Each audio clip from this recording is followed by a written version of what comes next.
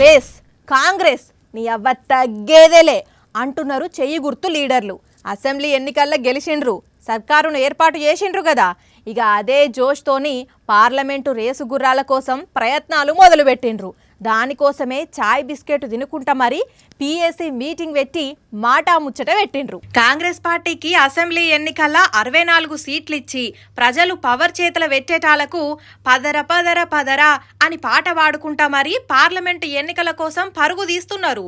దీనికి సంబంధించి ఠాక్రే అధ్యక్షతన పిఎస్సి సమావేశం జరిగితే 6 గ్యారంటీలతో సహా అన్ని మాట్లాడుకున్న తర్వాత తెలంగాణ రాష్ట్రం ఇచ్చిన సోనియామ్మను ఇక్కడ నుంచి పోటీ చేయాలని ఏకగ్రీవ తీర్మానం చేసి రారమ్మని ఆహ్వానిస్తున్నారు.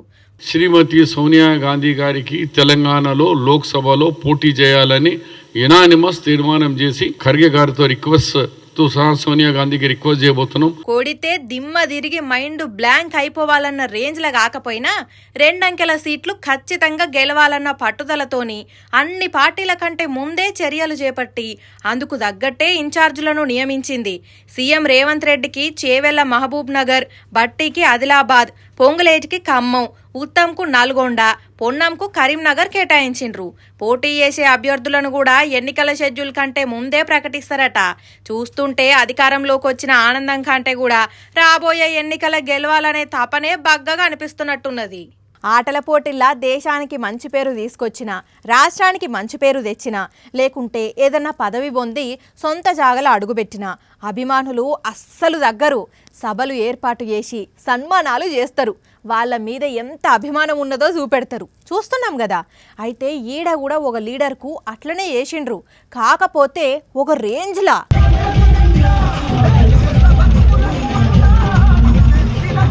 నల్లగొండ గడ్డ మీదకెళ్లి గెలిచి తెలంగాణ క్యాబినెట్ల మంత్రి పదవి కొట్టిన కోమటిరెడ్డి వెంకటరెడ్డి సారు సొంత నియోజకవర్గంలో పాదం మోపంగానే కాంగ్రెస్ కార్యకర్తలు డైహార్డ్ ఫ్యాన్స్ చేసిన సత్కారం ఇది. బంపర్ మెజారిటీతోని గెలిచిండు. R&B శాఖతోని రాష్ట్రం మొత్తంలా రూపురేఖలు మార్చుతానంటున్నాడు.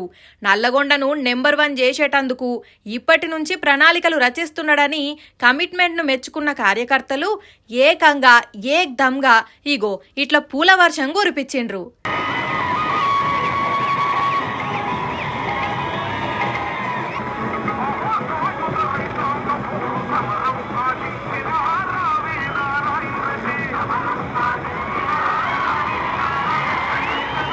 కానీ వెంకటరెడ్డి సారే పోండ్రి, ఏది చేసినా ఏ షేక్ చేస్తాడు, ధూమ్ ధామ్గా ముందుకు పోతాడు.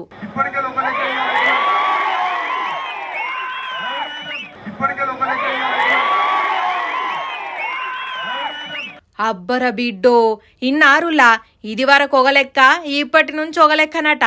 మొత్తం దూసుకుపోవడే ఉంటదట. నియోజకవర్గంలా బెల్ట్ షాపులు బంద్ చేయిస్తాడట. సెక్రటేరియట్ 5వ ఫ్లోర్లో కూసుంటా నా కోసం ఎవరైనా రావచ్చు, ఏ కష్టమున్నా చెప్పుకోవచ్చు అంటున్నాడు. కానీ కోమటిరెడ్డి సారు ఫ్యాన్స్ మామూలోళ్ళు కాదబ్బా. రాష్ట్రంలో దగ్గర 10-11 మంది ప్రమాణ స్వీకారం చేసిన ఏ మంత్రికి చేయని సన్మానం కోమటిరెడ్డి సారుకు చేసిండ్రు.